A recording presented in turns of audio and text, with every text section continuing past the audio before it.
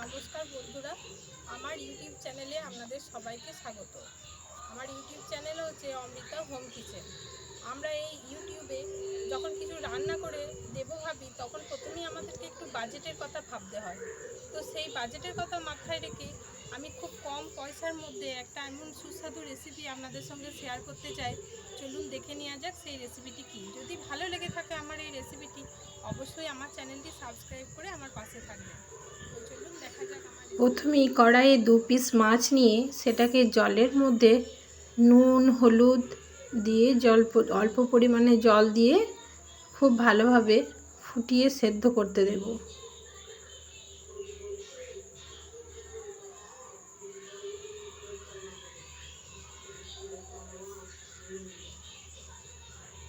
তারপর এখানে মশলা হচ্ছে, আমি টমেটো নিয়েছি একটি, পেঁয়াজ কুচি, রসুন, আদা, আর এদিকে নেব একটা সেদ্ধ করে রাখা আলু আর একটা কাঁচকলা আর 1 চামচ মতো সর্ষে। এরপর দেখুন আমার মাছগুলো সেদ্ধ হয়ে এসছে। আমি মাছটাকে তুলে নেব। তুলে নিয়ে আস্তে আস্তে একটা একটা করে কাঁটা খুব ভালোভাবে কাঁটাগুলো বেছে নিতে হবে।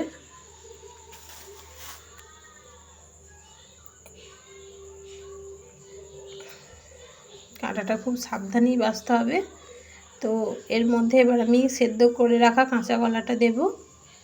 কাঁচা কলার সঙ্গে কাঁচা কলার সঙ্গে মাছটাকে প্রথমে খুব ভালোভাবে মেখে নেব। তো এখানে আমি খুব অল্প পরিমাণেই মাছ নিয়েছি। আপনারা চাইলে আরও বেশি মাছ এর মধ্যে দিতে পারেন, কোনো অসুবিধা নেই। তবে কাঁচা কলা আর আলুর পরিমাণটাও ওই একই রাখবেন, এতে করে মাছ বেশি হয়ে গেলে এর স্বাদও আরও অনেক বেড়ে যাবে। তো সব কিছু উপকরণ দিয়ে মাখা হয়ে গেলে এর মধ্যে আমি দিয়ে দেবো পরিমাণ মতো নুন, একটু হলুদ এবং ভাজা মশলা, এবং তার সঙ্গে অল্প একটু ম্যাগি মশলা। সব কিছু দেওয়া হয়ে গেলে খুব ভালোভাবে মেখে নেব। তো এর সঙ্গে আপনারা সোয়া সসও যোগ করতে পারেন এবং বেসন অথবা কর্নফ্লাওয়ার দুটোর মধ্যে যে কোনো একটা দিতে পারেন। খুব ভালোভাবে মেখে নিয়ে হাতের মধ্যে একটু তেল নিয়ে তারপর এগুলোকে এইভাবে ছোট ছোট করে বড়ার আকারে শেপ দিয়ে দিতে হবে। তো এই রেসিপিটি বাড়িতে অনেক দিন আগে একবার খাওয়া হয়েছিল, সত্যি খুব সুস্বাদু, তাই আজ আবার আপনাদের সঙ্গে শেয়ার করলাম। তেল গরম হয়ে এলে এরপর আমাকে এইগুলো একটা একটা করে সব ভালো করে ভেজে নেবো। প্রথমে তেলটা খুব ভালো গরম করে গ্যাসের ফ্লেমটা একবারে কমিয়ে দেবো, এতে করে কি খুব ভালো ভাজা হবে। আমার এই রেসিপিগুলি যদি আপনাদের ভালো লেগে থাকে তাহলে অবশ্যই আমার চ্যানেলটিকে সাবস্ক্রাইব করে আমার পাশে থাকবেন। আপনাদের ভালোবাসা ছাড়া এগিয়ে যাওয়া কখনোই সম্ভব নয়। তাই আমার রিকোয়েস্ট রইল আমার চ্যানেলটিকে অবশ্যই সাবস্ক্রাইব করবেন এবং আমার পাশে থাকবেন। এবং আপনাদের কাছেও যদি এরকম সহজলভ্য কোনো রেসিপি থেকে থাকে তাহলে আমাকে কমেন্ট বক্সে জানাবেন, আমি অবশ্যই সেই রেসিপিগুলি আপনাদের সঙ্গে শেয়ার করব। এরপর কড়াইয়ে তেল গরম করে পেঁয়াজ টমেটো খুব ভালোভাবে ভেজে নিয়ে টমেটোর মধ্যে পরিমাণ মতো নুন দিয়ে কিছুক্ষণের জন্য ঢাকা দিয়ে রাখবো। কারণ টমেটোগুলো এতে করে কি তাড়াতাড়ি গলে যায়।